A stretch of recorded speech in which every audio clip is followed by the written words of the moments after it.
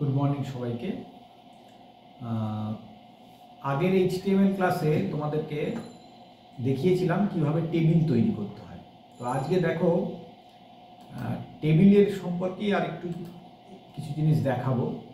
তো প্রথমে আমি একটা কাজ করছি, আগের দিনের কোডটাকে নিয়ে নিচ্ছি, তাহলে আমার একটু মনে হয় তাড়াতাড়ি হবে। কোডটাকে নিয়ে নিলাম। এইটা আগের ক্লাসে দেখো তোমরা দেখতে পাবে করা আছে, ঠিক আছে। আচ্ছা, আজকেরটার নাম দিলাম টেবিল ওয়েব পেজ 2, এটা টাইটেল দিলাম পেজের। আচ্ছা, পেজটা যখন তৈরি করব, টেবিলটা যখন লিখব, তখন টেবিলের ভেতর টেবিলটা আমি নতুন করে লিখছি যাতে তোমাদের বুঝতে সুবিধা হয়, তার জন্য। নাহলে লিখতাম না, অনেকে অসুবিধে পড়বে হয়তো, সেই জন্য আমি টেবিলটা নতুন করে লিখছি। টেবিল ট্যাগের মাধ্যমে কি করা হয়, এইচটিএমএল এ টেবিল তৈরি করা হয়। তো আমি টেবিল দিয়ে শুরু করলাম যেরকমভাবে আগে করেছিলাম, এবং তলায় স্ল্যাশ টেবিল দিয়ে এটাকে শেষ করলাম।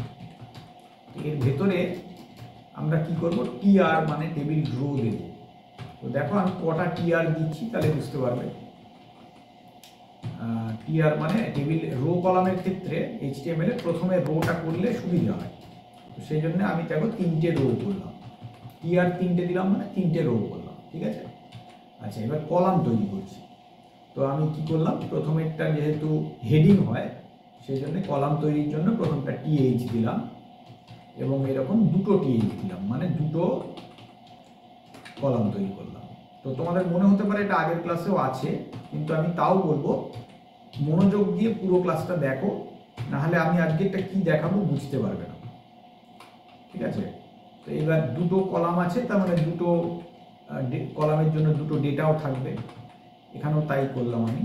তো কলাম দুটোর নাম দিলাম আইডি আর নেম। আইডি, একটা আইডি দিয়েছি আর একটা দিয়েছি নেম, মানে কলামের হেডিং দুটো দিলাম আমি। তো আইডি দুটোতে প্রথমটাতে 1 দিলাম, সরি এটা টিডির ভেতরে দিতে হবে 1, আর নেমের জায়গাতে এ দিলাম, শর্টে দিলাম তাহলে সুবিধা হবে, 2 দিলাম আর বি দিলাম, ঠিক আছে। এবার আমি কি করবো, এই পেজটাকে সেভ করব। আচ্ছা, সেভ করি, ডেস্কটপেই করবো, ওয়েব পেজ 7.html এই নামে এটাকে সেভ করব। সেভ অ্যাজ টাইপটাকে অল ফাইলস করব, করে সেভ করে দিলাম, ঠিক আছে। তো দেখো এখানে আমার ওয়েব পেজ সেভ হয়ে গেছে। হ্যাঁ, এই দেখো সেভ হয়ে গেছে। আচ্ছা, এখানে আমি বিজি কালারটা আগের দিনে গ্রিন ছিল, এটাকে এখন ইয়েলো করে দিলাম, তাহলে একটু বুঝতে সুবিধা হবে। সেভ করলাম। তো দেখে নিই আমরা একটু পেজটা কেমন দেখতে হচ্ছে, একটু দেখে নিই।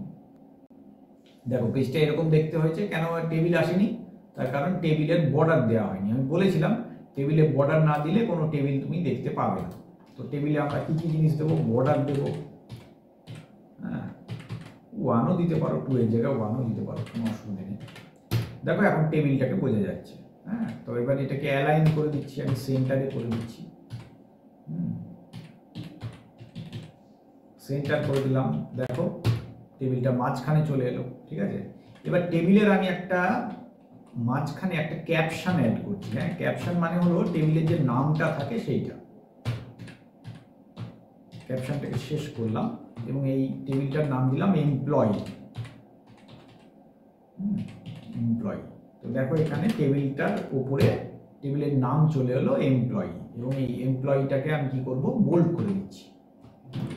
তো বি দিলাম, এখানে বি দিয়ে শেষ করে দিলাম, তাহলে এটা এমপ্লয়ি তৈরি হয়ে গেল। সরি, এটা বড় হাত ছয়, একই ব্যাপার, কেস সেন্সিটিভ তো নয়, বড় হাতেরও লিখতে পারো, ছোট হাতেরও লিখতে পারো, হয়ে গেল, ঠিক আছে। আচ্ছা, এখানে একটু cell spacing, cell padding add করলে কি হবে, একটু টেবিলটা বড় দেখাবে। প্রথমে সেল স্পেসিংটাকে একটু বাড়িয়ে দিলাম, করে দিলাম 10, আর সেল প্যাডিংটাকে করে দিলাম 20। তো এটা জিনিসগুলো কি সেটা তোমরা আগের ভিডিওটা একটু ফলো করো, তাহলে বুঝতে পারবে। মানে টেবিলের আকারটা বোঝানোর জন্য একটু বড় করে দিলাম। আচ্ছা, আরও কয়েকটা জিনিস ওখানে আমি অ্যাড করব, যেমন টেবিলটা হচ্ছে বর্ডার কালারটাকে আমি বর্ডার কালারটাকে ইয়েলো রাখছি। আচ্ছা, ইয়েলো রাখলে তো বোঝা যাবে না, তাহলে এখন ব্ল্যাক রাখি, পরে ওটাকে চেঞ্জ করব। এখন ব্ল্যাক রাখলাম। দেখো বর্ডারের কালারটা তো ব্ল্যাক হয়ে যাবে, মোটামুটি একটু ডার্ক হবে আর কি, দেখো বুঝতে পারলে হয়তো। আচ্ছা, আরেকটা কাজ করছি, টেবিলের আমি ব্যাকগ্রাউন্ড কালারটাকে রেড করে দিচ্ছি। তাহলে টেবিল যেটা আছে, টেবিলের অংশটাতে একটু ব্যাকগ্রাউন্ড কালার আসবে, শুধু টেবিলের অংশটাতে ব্যাকগ্রাউন্ড কালার এলো রেড, বুঝতে পারলে? আচ্ছা, এইবার যেটা করব সেটা কি করব না, প্রথমে আইডি আর নেমের যে দুটো আলাদা কলাম আছে, এই দুটোকে জুড়ে দেবো। কি করে জুড়বো? দুটো কলামকে যুক্ত করব। দুটো কলামকে যুক্ত করতে গেলে কলাম দুটোর কোড আমার কিসের মধ্যে আছে, খেয়াল করো কিসের মধ্যে আছে। দেখো কলাম দুটোর কোড আছে এইখানে, এই যে এইখানে দুটো কলামের কোড আছে, ঠিক আছে? তো এই জায়গায় আমি একটা অ্যাট্রিবিউট অ্যাড করব। কি লিখব? Call span is equal to 2, মানে কলাম স্প্যানটাকে 2 করে দিলাম। এবং এটা করলে কি হবে, আমাকে দুটো কলামের বদলে একটা কলাম দিলেই হয়ে যাবে। দেখো হচ্ছে নাকি, দেখা যাক। সেভ করে দিলাম। একটু সরে গেল, হয়তো বুঝতে অসুবিধা হবে, আমি যেন বড় করে দিই স্ক্রিনটা, তাহলে তোমাদের সুবিধা হবে বুঝতে। হ্যাঁ, এবার দেখো বুঝতে পারবে। এরকম করে দিলাম কোডটাকে, ঠিক আছে? তাহলে কি হলো, কল স্প্যানটাকে 2 করে দিলাম, তার মানে দুটো কলামকে আমি যুক্ত করে দিলাম। দেখো তো বুঝতে পারছো কিনা? এই দেখো আইডি আর নেমটা একটা কলামের মধ্যে এসে গেল, বুঝতে পারলে? আচ্ছা, এইবার একটা কাজ করছি, এবার দুটো রোকে যুক্ত করব। কোন দুটো? এ বি আলাদা আলাদা রোতে আছে, আমি দুটোকে যুক্ত করতে চাইছি। কি করব দেখো, এ কোথায় আছে? এইখানে।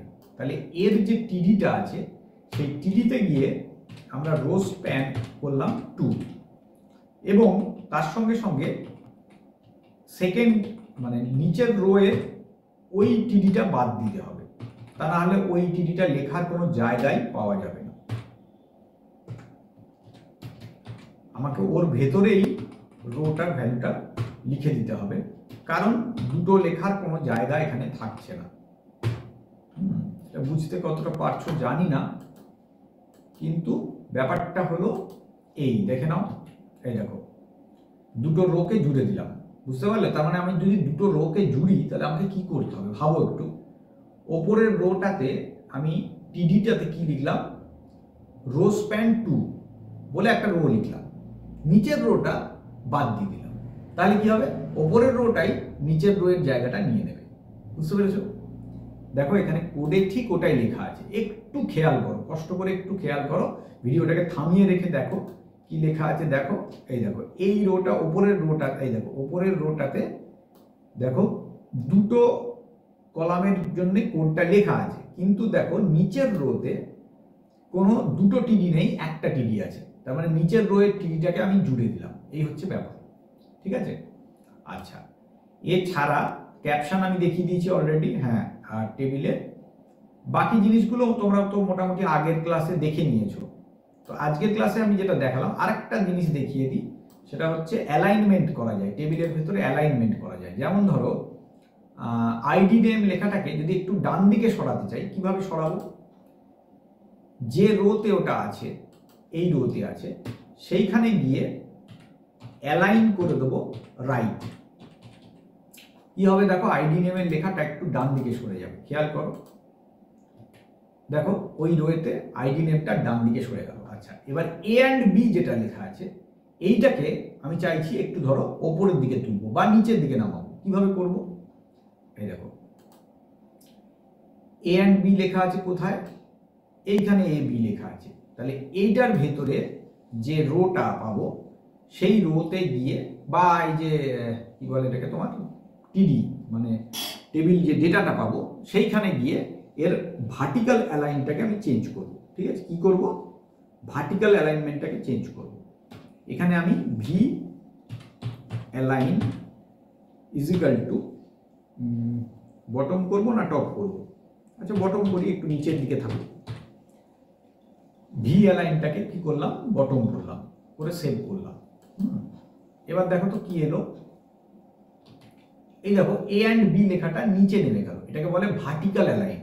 একটা অ্যালাইন হয়, শুধু অ্যালাইন লিখলে কি হবে, লেফট সেন্টার রাইট, আর ভি অ্যালাইন দিলে কি হবে, টপ মিডল বটম, মানে তিনটে জায়গায় আমরা লেখাটাকে সেলে লিখতে পারি।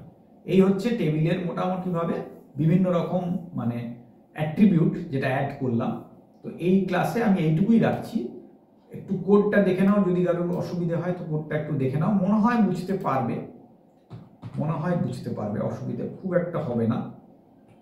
এটা হলো এ বি এর রোটা, আর এটা হলো নিচের রোটা, আর এইটা হলো হেডিংটা যেখানে আইডি আর নেমের কলামটা আছে।